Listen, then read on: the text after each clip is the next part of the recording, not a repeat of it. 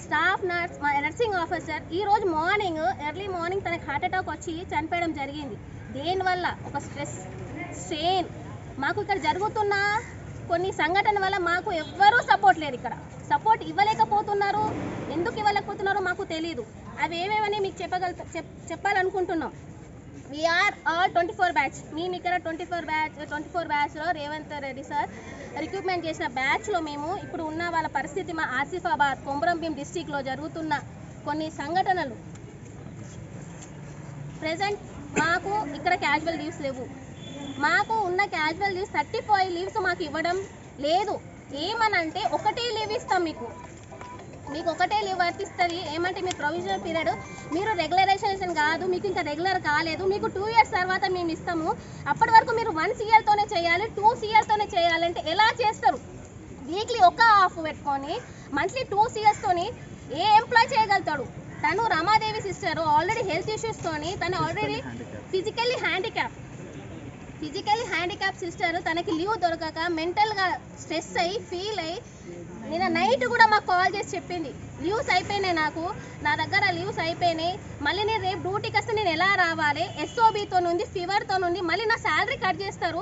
నేను ఆల్రెడీ తన Ramadevi sister salary cut చేశారు. Actually we are facing the problems of cutting the salary in this Asifabad. అసలు రూలే లేదు కట్ చేయడానికి, శాలరీ కట్ చేసే రూలే లేదు. యాబ్సెంట్ ఉంటే అప్పుడు కట్ చేయాలి, యాబ్సెంటే లేదు. మా సిఎల్స్ మాకు